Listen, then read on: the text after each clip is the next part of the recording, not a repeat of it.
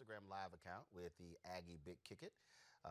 And then, of course, we're also talking to the folks on our platform. And so they asked me to share a few words, in essence, a commencement type address for our black graduates, people who are about to now become black former students of Texas A&M University. I certainly appreciate the invitation. I've given 19 commencement speeches, and it is always quite something interesting when you have an opportunity to give a commencement address. First and foremost, we'll start this way, and that is this is certainly a trying time for high school students, college students, folks across the board.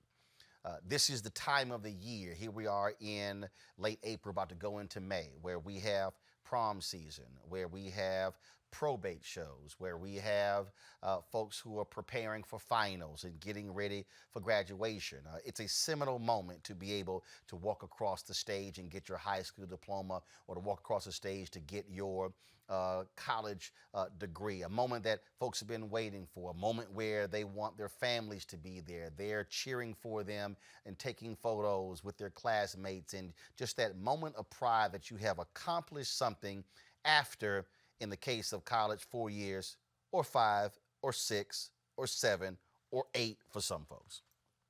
And so I totally understand what that feels like. I have a nephew as well as 2 nieces who were slated to graduate this year, 1 from college and 2 from high school. And so for them not to be able to experience those things, to be able to have that historical moment for the rest of their lives, missing that obviously is important. But I think back to my high school experience. 1987, I graduated from Jack Yates High School, and here we are graduating, and like everybody, there's nothing like having your high school yearbook, and that's that book for you to be able to go back and years from now look at various photos and think back to all those things that happened over those 4 years. But see, we had a slight problem in our graduating class, and that is the class before us failed to pay for their yearbooks. And so there was a balance owed to the printer from the class of 86, which prevented those of us in the class of 87 from having a yearbook. A yearbook was planned and plotted. It was laid out. It was designed. All the things that went into it. It was literally put together by the yearbook committee.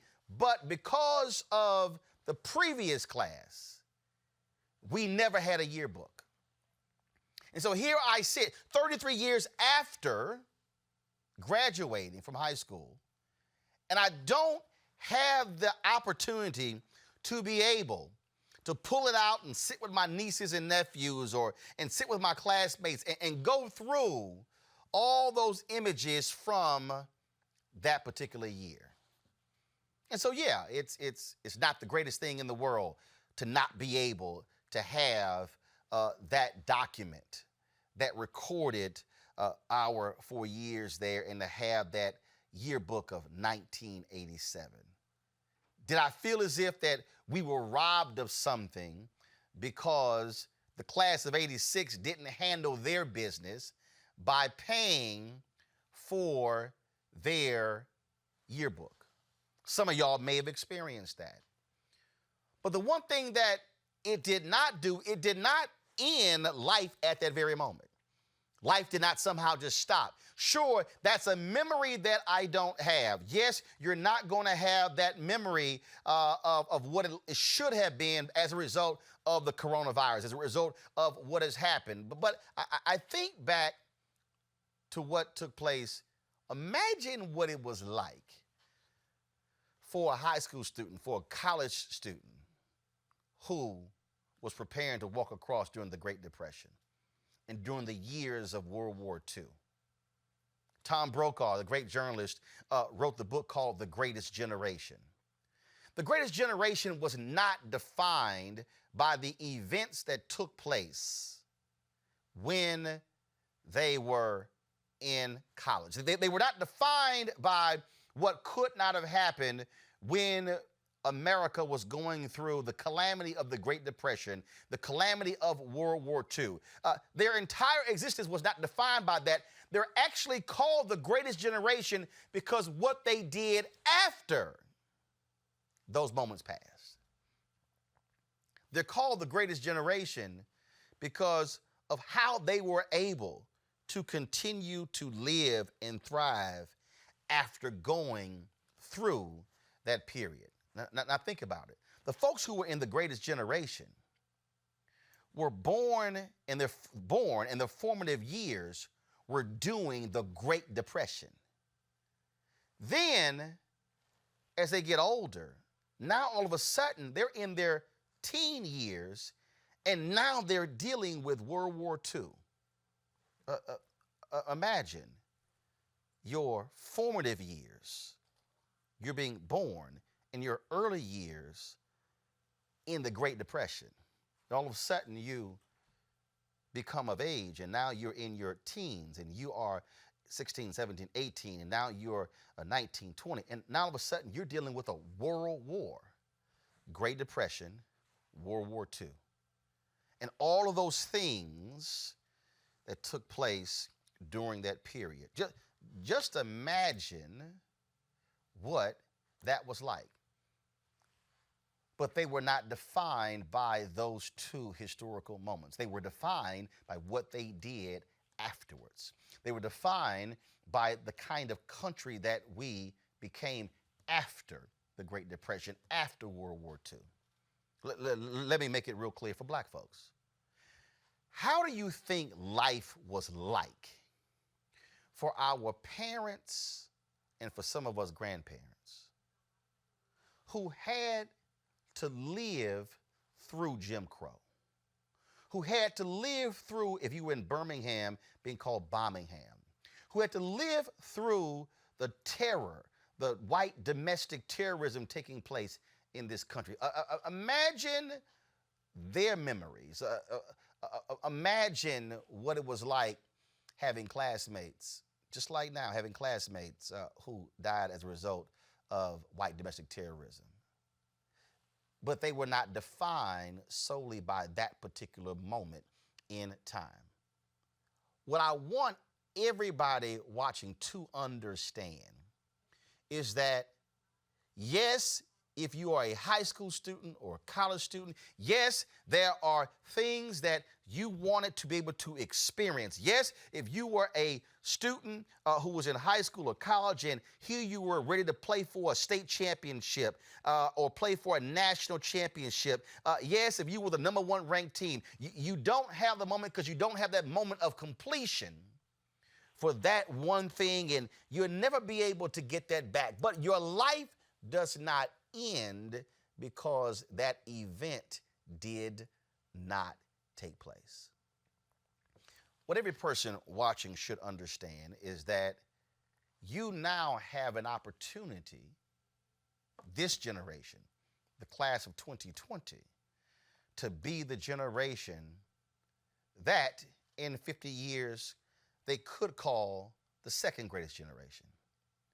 It's what you do after you graduate that then determines the greatness of who you are. See, I always get a kick out of people who they talk about so-and-so is a graduate of this high school, so-and-so is a graduate of this college. And just like they'll say, oh, I'm an alpha. And so they'll say this so-and-so is a great alpha, and so-and-so is an omega, and so-and-so is a kappa. And how we all love to revel in somebody's greatness and their like-minded association. So-and-so is a graduate of Texas A&M University, and I'm a graduate of Texas A&M University. And so there's an association there because of their greatness and the university. But let me just be real clear with y'all. Nobody's greatness is determined by what they did in college. Let me repeat that. Nobody's greatness is determined by the things that they went through when they were in college. Nobody's life greatness is determined by the things that they did in high school. Yes, their exploits in high school and their exploits in college are only remembered in those 4 years. But the real greatness of an individual is what they did after graduation. You never hear somebody say, so-and-so is a distinguished graduate of this university, and they only read the bio of what they did when they were on campus. No, it's actually what they did after they graduated. See, that's why you have some people who go through college and they weren't well known, but they go on to do great things, and they are considered distinguished graduates of a university. There are people who you can't even remember in high school, but all of a sudden who have done some amazing things, and only because of the association of the high school they remember, oh, so-and-so was a graduate of our high school. Yeah, but it wasn't because what they did in high school. And so every single graduate watching right now, what I need you to understand is that the coronavirus will not define your status. The coronavirus will not define your graduating class. It will be a moment where we say this event happened the year you graduated, just like the folks who graduated in December of 2011. The people who remember, who think about 9/11, we think about what took place on September 11th. Oh, what happened in September 11th? Folks say, well, I was graduating that year, but they are not defined by what took place of the events on September 11th. Just like folks are not defined by what took place when the Space Shuttle Challenger blew up.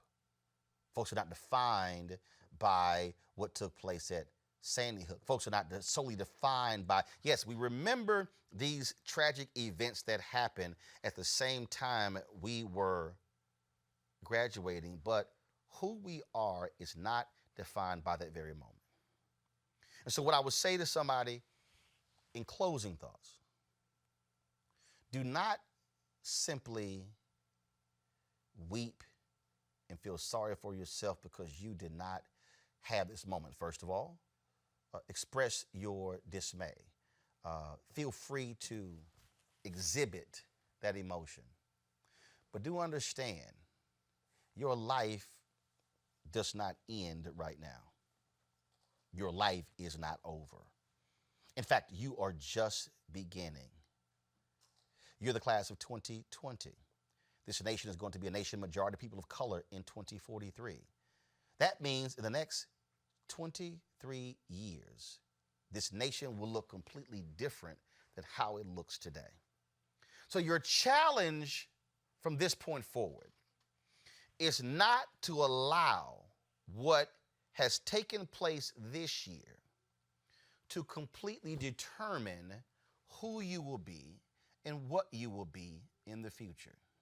This class has an opportunity to chart a new course of history for this nation. That is how you should be looking at this moment. This is a moment of new beginnings. It is a moment of change for this country.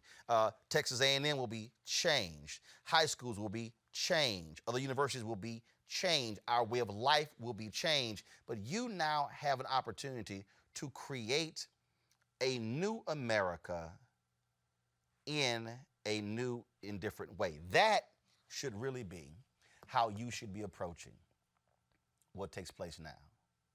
We're about to have virtual proms. Here we're having virtual commencements.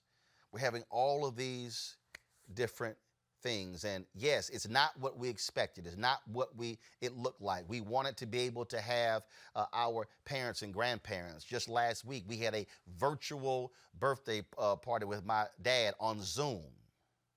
We've got people who are having birthday gatherings where they're driving by. I was reading a story where there's a drive-through funeral parlor in Los Angeles.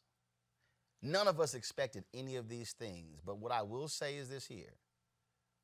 Imagine what will happen 25 years from now when we look back on 2020, and then we look back on the years after 2020, and then we're able to say, man, we once had a greatest generation, and that were the people who grew up in the Depression, who went through World War II, and who defined the nation. Imagine what they will say in 25 to 50 years about the generation that came of age in 2020 that were greatly impacted by the coronavirus, but they were able to take this nation to new heights, to take us to new places, because they did not see that their lives ended in 2020. Good luck to all of you. Congratulations on graduating, on this accomplishment. And remember, you now have an opportunity to chart a new course. The question is, what are you prepared to do? Thanks a bunch, and God bless.